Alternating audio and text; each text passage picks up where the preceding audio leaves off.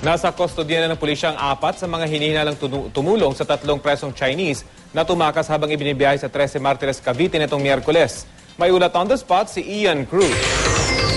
Ian?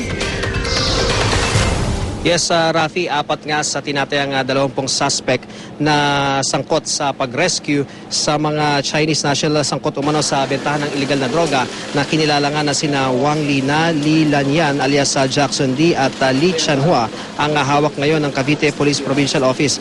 Ang isa sa kanila, Rafi, ay maaari daw gawing state witness kaya hindi muna siya pinakita sa media. Nabatid na inabandona ng mga suspect ang isa sa mga getaway van sa 13 Martires sa Cavite nung isang araw at natagpuan nga nila sa sakyan ang isang resibo ng remittance center at dito nakilala ng mga pulis ang isa sa pinaniniwalaang nakatakas o nagtakas sa mga Chinese national na si Rodel Cambonga na nakapangalan sa resibo. Nabatid na unang nahuli ng 13 Martires Police si Cambonga nang umiwas sa checkpoint. Si Cambonga ang naging lead ng PNP para matunton si Barangay Captain Levina Fontanilla sa Bayang Luma 4. Dito yan sa Imus. Nang makuha naman ng mga pulis ang cellphone ni Fontanilla ay nag-text naman umano sina Emiliano Quilicol at Rene Bersales alias Dodo.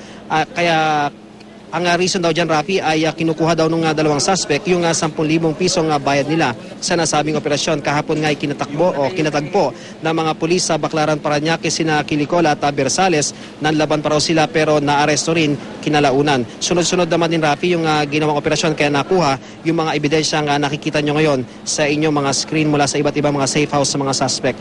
Ayon kay Calabarzon Police Regional Director Chief Superintendent Benito Estipona, patuloy ang manhunt sa iba pang mga suspect at sinabi naman ng hepe ng Cavite Police na si Senior Superintendent Alex Rafael na iba raw ang nagsagawa ng rescue, ibang safekeeping at iba rin yung nagtakas sa 3 Chinese national. Narito ang ating mga naging panayam.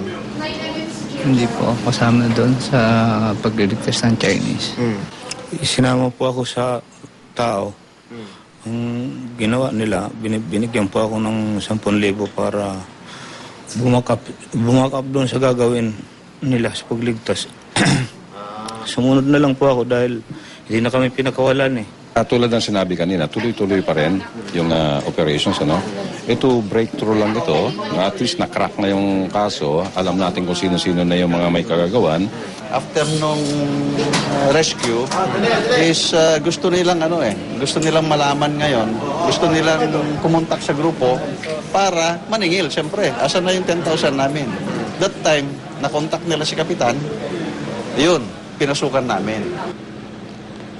Rafi, sa mga sandaling ito ay patuloy nga yung sinasagawang investigasyon ng mga pulis doon sa 4 na nahuli nilang suspect. Dumating din dito, Rafi, kanina yung mga jail guards ng Cavite Provincial Jail at sila hinihinga na rin ng pahayag kaugnay nga sa nangyaring pagka-rescue doon sa 3 Chinese national na sinasabing sangkot sa illegal drug trade. Rafi?